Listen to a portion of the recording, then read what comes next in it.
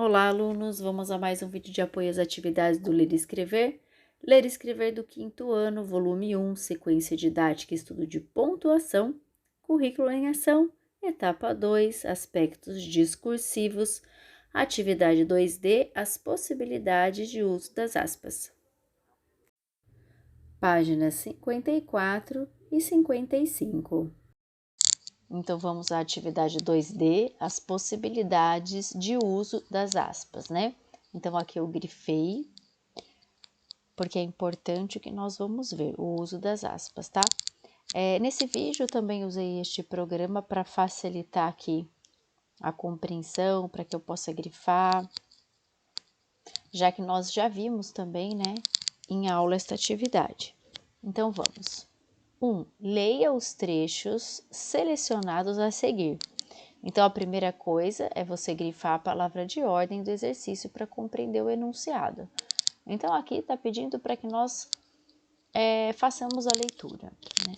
Se você viu o vídeo anterior ou participou da aula, você vai ver que o texto da atividade 2D é o mesmo texto da atividade 2C, porém, com uma análise mais focada no uso das aspas. Vamos lá, então? Trecho 1, o lobo e o cordeiro.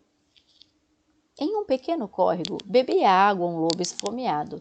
Quando chegou a mais abaixo da corrente de água, um cordeiro que começou também a beber. O lobo olhou com os olhos sanguinários e, arreganhando os dentes, disse: Como ousas turvar a água onde bebemos? O cordeiro respondeu com humildade: Eu estou abaixo de onde bebes e não poderia sujar a tua água. O lobo, mostrando-se mais raivoso, tornou a falar: Por isso tens que praguejar? Há 6 meses teu pai também me ofendeu, disse o lobo. Respondeu o cordeiro: Creio que há um engano, porque eu nasci há apenas 3 meses, então não havia nascido, e por isso não tenho culpa.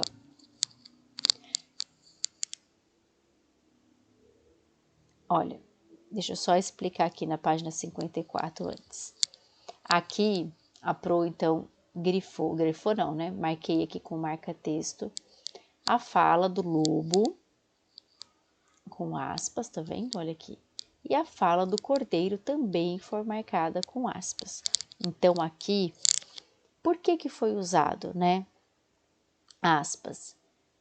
Aqui, a aspas foi usada, então, para marcar a fala, tanto do lobo quanto do cordeiro, ou seja, dos personagens. Vamos seguir para a página 55. O lobo replicou: Tens culpa pelo estrago que fizestes, pastando em meu campo. Disse o cordeiro: Isso não parece possível, porque ainda não tenho dentes. Então, olha, este trecho aqui está entre aspas, olha, Pro passou marca-texto aqui. Por quê? Né? Porque aqui, então, está marcando a fala do cordeiro, né? Olha aqui o verbo de dizer aqui, disse, e logo o cordeiro fala, né? Aqui, olha, no trecho anterior, aqui, ó, o verbo de dizer disse, né? Que veio após a fala do lobo, e o verbo de dizer respondeu, que veio antes. Opa, grifou tudo, deixa eu apagar. Aqui, ó, que veio então antes da fala do cordeiro, ok? Então, vamos juntos aqui para a atividade. Ainda tem o trecho 2, vamos lá. Trecho 2, o rato do mato e o rato da cidade.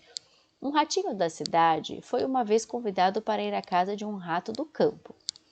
Vendo que seu companheiro vivia pobremente de raízes e ervas, o rato da cidade convidou-o a ir morar com ele. Tenho muita pena da pobreza em que você vive, disse. Venha morar comigo na cidade e você verá como lá a vida é mais fácil. Vocês conseguiram observar aqui o uso do travessão para poder separar e explicar quem estava falando, diferente daqui, ó, que introduz aqui no começo da frase? Lá se foram os dois para a cidade, onde se acomodaram numa casa rica e bonita. Foram logo à despensa e estavam muito bem, se empanturrando de comidas fartas e gostosas, quando entrou uma pessoa com 2 gatos que pareceram enormes ao ratinho do campo. Os 2 ratos correram espavoridos para se esconder.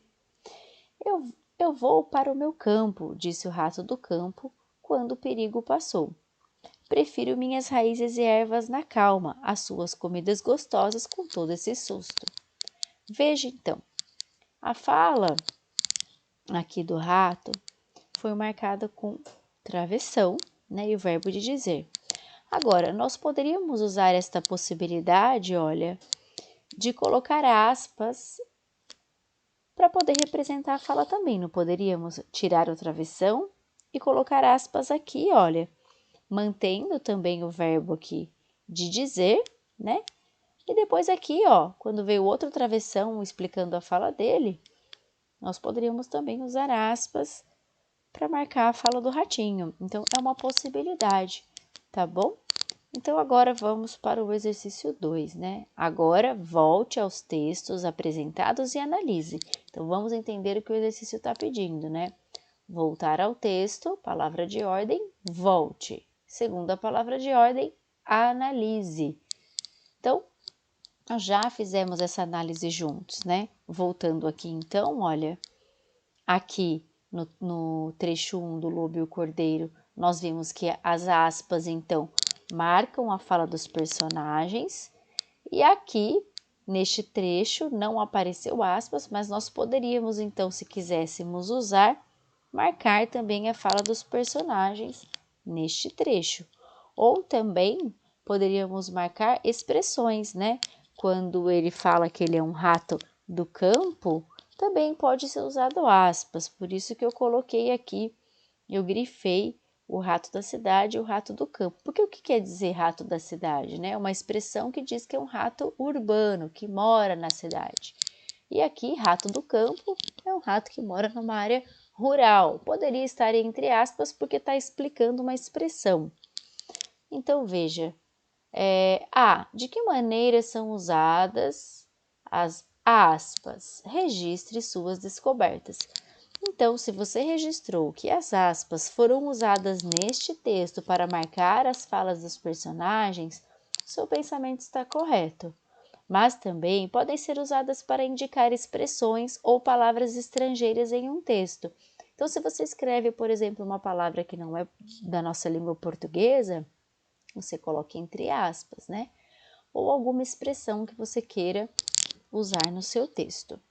Na letra B, pergunta: ao analisar os dois textos, é possível identificar as possibilidades de uso das aspas? Sim, né? Nós identificamos quais são essas possibilidades. Olha aqui, quais são? Indica as falas dos ou das personagens nesta atividade, tá bom? Então, se você pensou dessa maneira e registrou nesta linha de pensamento, parabéns! Bons estudos então e até o próximo vídeo. Tchau!